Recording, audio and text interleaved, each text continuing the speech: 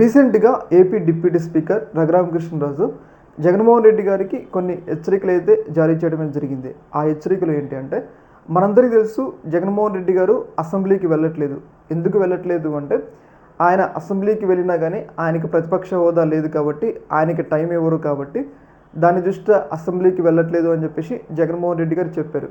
ఏదైతే అసెంబ్లీలో మాట్లాడే విషయాలకి నేను మీడియా సమావేశం పెట్టి ఆ విషయాల మీద సమాధానం చెప్తా అని చెప్పేసి జగన్మోహన్ రెడ్డి గారు ఒక స్టాండ్ తీసుకోవడం జరిగింది. అయితే ఆ స్టాండ్ తీసుకొని ఆయన అసెంబ్లీకి వెళ్ళట్లేదు. అయితే ఇలా అసెంబ్లీకి రాకపోతే, అంటే వరుసగా అసెంబ్లీకి రాకపోతే జగన్మోహన్ రెడ్డి గారి పదవి పోతుంది. 60 రోజులు వరుసగా అసెంబ్లీకి రాకపోతే జగన్మోహన్ రెడ్డి గారి పదవి పోతే మళ్ళీ పులివెందుల నియోజకవర్గానికి ఉప ఎన్నికలు రావడానికి అవకాశం ఉంటుంది అని చెప్పేసి రఘురామకృష్ణరాజు ఏదైతే జగన్మోహన్ రెడ్డి గారికి హెచ్చరికలు అయితే జారీ చేయడం జరిగింది. అయితే ఈ విషయం మీద జగన్మోహన్ రెడ్డి గారు గతంలోనే తన స్టాండ్ చెప్పారు.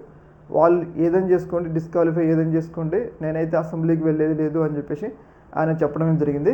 మరి ఇలాంటి సందర్భంలో జగన్మోహన్ రెడ్డి గారు అసెంబ్లీకి వెళ్తారా లేదా, మరి తన పదవిని పోగొట్టుకుంటారా అనేది కొన్ని డౌట్లు అయితే వ్యక్తమవుతున్నాయి. మేబీ అసెంబ్లీకి 1-2 రోజులు వెళ్తారేమో అని చెప్పేసి మనకైతే అర్థమవుతుంది. ఏదేమైనా కానీ ఈయన హెచ్చరికలకి కొంచెం వైసీపీ మరి ఎలాంటి నిర్ణయం తీసుకుంటుందో అనేది చూడాలి. ఈ యొక్క అంశంలో మీ యొక్క అభిప్రాయాన్ని కింద కామెంట్లో తెలియజేయండి. ఓకే, మరి థ్యాంక్ యూ.